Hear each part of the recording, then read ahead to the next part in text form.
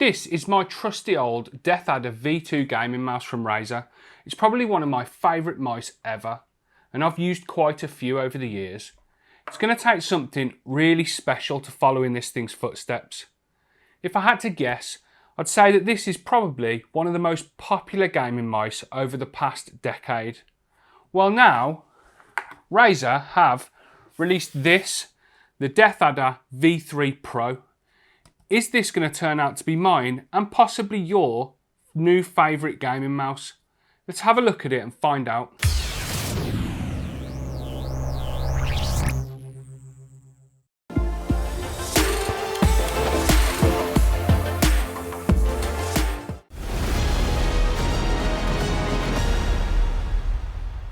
Hey guys, I'm Matt and welcome to another Kit Guru review. This time around, we're checking out the Razer Deathadder V3 Pro wireless gaming mouse. This is a lightweight premium gaming mouse that retails for 150 quid and was designed in collaboration with esports players from around the world. We'll find out in this video whether that makes it live up to its price tag, because 150 quid is quite a lot to drop on a mouse. Let's take a look at it, let's dive in, have a look at it in more detail and see if it's any good. There's not too much to say about the box itself. It is good quality, but it's pretty standard stuff. It's finished in the usual Razer colours. Inside, you'll obviously find the mouse itself, along with a USB Type-C to USB Type-A cable, a USB Type-C to USB Type-A adapter dongle, and then the USB Type-A wireless dongle for connecting it wirelessly to your PC. You'll also find some included grip tape that you can add to the mouse to improve its handling, which, in my opinion, is a nice addition that you don't usually see included with mice. You usually have to purchase that sort of stuff separately. Then finally, you'll also find the usual Razer stickers and a few documents relating to warranty and product information. The design of the new Deathadder has been adjusted slightly when comparing it to the previous V2 model.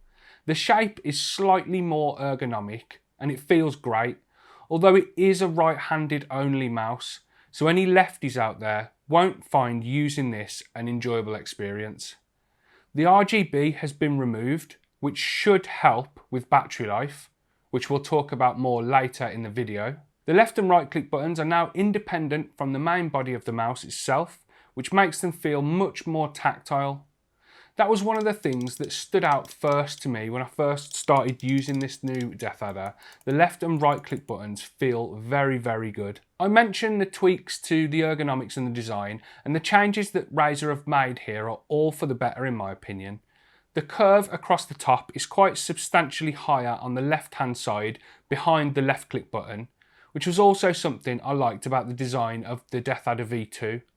It really makes the mouse sit in the right place under your hand when using it. And to me, it really feels like Razer put a lot of thought in during the design process to make this mouse as comfortable as possible, and in my opinion, they hit the nail on the head. The Deathadder V3 Pro feels amazing. But that's not to say this will be the case for everyone. It's quite large, so if you've got smaller hands or use a claw style grip, then it might not be for you. Also, I couldn't find any information about a left-handed version being released, but hopefully we will see one in the future. But overall, for right-handed gamers with average to large size hands, the Deathadder V3 Pro will feel very, very good. Tipping the scales at just 63 grams, the Deathadder V3 Pro is firmly in the lightweight category. And this is all while not sacrificing any structural integrity by sticking holes all over the place, like a lot of lightweight mice seem to do nowadays. With the mouse being quite large, but then also being very light, it's quite a strange feeling when you first pick it up. It doesn't look like it should be as light as it is. You pick it up and think this should weigh more than it actually does. It's a weird feeling, not in a bad way, it's just a bit strange. Now let's talk about the build quality, an area that is sometimes a concern when dealing with lightweight mice, especially when they strip away a lot of the body in order to chase a lower number when it's put on the scales. Manufacturers seem to just be looking at lowering that weight further and further down, and it sometimes comes at a cost. So I'm going to give you my verdict and then I'll explain why on the build quality of the Deathadder V3 Pro. The build quality of this mouse is absolutely top notch. which is nothing less than I expected for a mouse that costs as much as this one does. There are no rattles, no creaks, and no weird noises to be found anywhere on the review unit that I was sent out. It feels absolutely rock solid. As I mentioned briefly earlier, the left and right click buttons feel very good.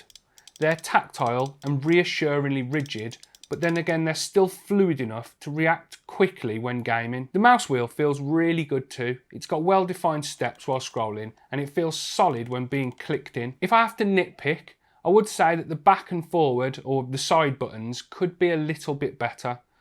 I'd really like to have seen the same quality as the main buttons here, but they do feel very slightly spongy in comparison. It's nothing major, they are fine, but they could have been a little bit better is all. Here's a quick sound test so you can hear exactly what the buttons on the Razer Deathadder V3 Pro sound like.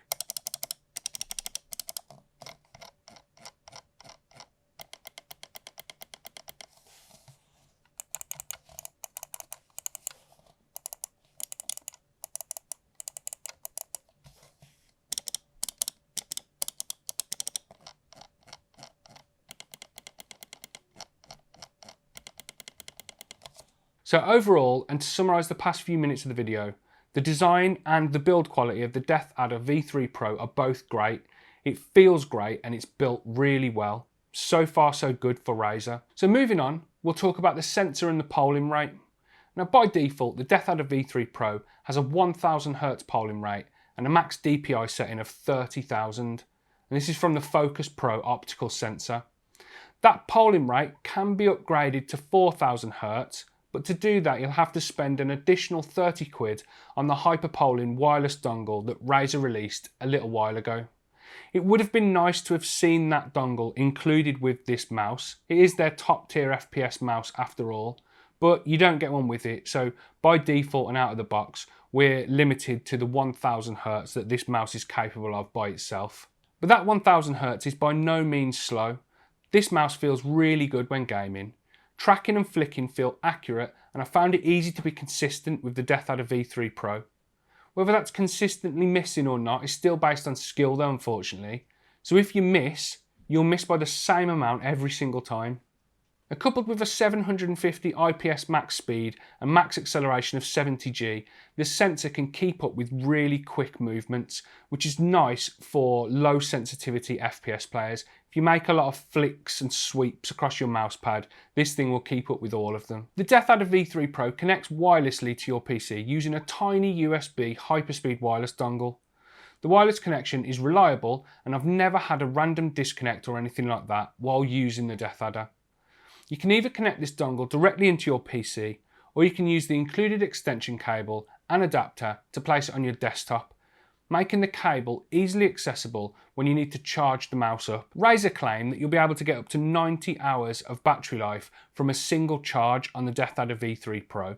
They're pretty bold claims, and in reality I've found the battery life to be very good. I've had to charge it twice over a 2-week period. The last time I took the mouse off charge at 100% was on a Saturday morning at 10 AM, and then on the Sunday night after, at about 8 PM, my PC had had about 9 or 10 hours of use, and Synapse was showing the battery level at 92%, which does put the battery life roughly in line with that 90-hour claim. The battery is really good in this thing, and it will last a long time between charges, leaving more time for gaming wirelessly and less time being tethered to a charging cable. And speaking of gaming, this is what this mouse was designed to do after all. It was clearly designed with FPS gaming in mind, with the very low latency, fast movement tracking and the lightweight build. I've been playing a fair bit of Overwatch 2 since it came out, and the Deathadder V3 Pro has performed really well. As I mentioned at the start of the video, it just feels great, it's so comfortable to use. And Overwatch involves quite a bit of target tracking, and this mouse, unlike its user, has never skipped a beat. The only thing holding me back when playing was my skill, and not the mouse itself. This mouse was apparently designed in collaboration with pro esports players from around the world. Now I'm not sure how much input they actually had in the design process, but on the face of it, it seems that Razer actually listened and actually implemented the feedback from players who literally make a living from gaming, and it shows in the performance, the build quality and the ergonomics of this mouse. Customization of the Deathadder V3 Pro is carried out within Razer's Synapse software, and with the lack of RGB on this mouse, there aren't too many options to go through. Once you've clicked into the options for the mouse itself, you'll be presented with 4 tabs across the top: Customize, Performance, Calibration and Power. The Customize tab lets you remap any of the buttons to various functions like multimedia controls, keyboard buttons, switching profiles. There's a whole host of stuff you can map them to. The Performance tab does what it says on the tin. It lets you adjust various performance settings of the Deathadder V3 Pro. You can change the DPI with the ability to configure up to 5 stages, which can then be cycled through via the physical button on the bottom of the mouse. And then you can change the polling rate. There are 3 options available: 125 Hz, 500 Hz and 1000 Hz. And next up is the Calibration tab, which allows you to adjust the lift-off distance, which out of the box and at its default feels great, but you can also enable asymmetric cut-off distances, which allow you to set independent lift-off and landing distances, so you can really dial in the cut-off to match the surface that you've got the Deathadder V3 Pro sitting on. This is not something I've seen before, and it's a nice feature to have in my opinion. And then finally, there's the Power tab, which I left at default during my testing and usage because I found that it worked really well and helped provide the impressive battery life that I spoke about earlier in the video. You can change the power saving sleep timeout, which just puts the mouse to sleep after a period of inactivity. And then you can also adjust the point at which the low power or battery saving mode is automatically turned on. This will reduce the polling rate and the sensor acceleration when the battery is below whatever level you specify in Synapse. But if you're really serious about your gaming, you might want to turn this off altogether, just to ensure that the mouse performs the best that it can, no matter what the battery level is. The Deathadder V3 Pro does have one onboard memory slot, which will automatically sync with the last profile that you edited on Synapse. So you'll always have your latest configured settings saved to the mouse, and they'll be applied whether you're running Synapse or not. Now overall, I generally like Synapse. It isn't my favourite out of all of the peripheral management programs out there. That title still lies with Corsair's iQ software, but I would say that Razer's Synapse isn't too far behind. It's fairly simple to use and it gets the job done. One of the things that I don't like about it is the sales pitchy notifications when you open it up. For example, it's trying to get me to go and check out a membrane keyboard. And that's even the case when I've got the new Deathstalker Pro keyboard connected, which is literally Razer's flagship keyboard. But for some reason, Synapse still wants me to go and check out a membrane board because it thinks it will be good for me. You can turn this off in the settings, but in my opinion, you shouldn't have to. So, we've come to my final thoughts on the Razer Deathadder V3 Pro wireless gaming mouse. Now, I'm not going to beat around the bush here. This mouse is now my favourite gaming mouse of all time. It is really that good. I get that it's very expensive, especially in the times that we're currently in. But if you're a right-handed gamer like me, or you're a bit of a gaming enthusiast and you want a very, very good gaming mouse, especially to use with FPS games, then this new offering from Razer could very well be it. The build quality is excellent. Every single part is well made and feels solid. The speed and performance are some of, if not the best that I've ever experienced. The only thing that will hold back your performance in games with this mouse is your skill, or like in my case, your lack of skill. The Razer had some big shoes to fill when they updated the Deathadder mouse lineup, and in my opinion they knocked it out of the park. The changes that have been made here all feel like they were made for the right reasons. They were well thought out and they were done to improve the experience of using the mouse rather than just to stick on a sales pitch or marketing material. The bottom line is, in my opinion, this is the best gaming mouse that I've ever used.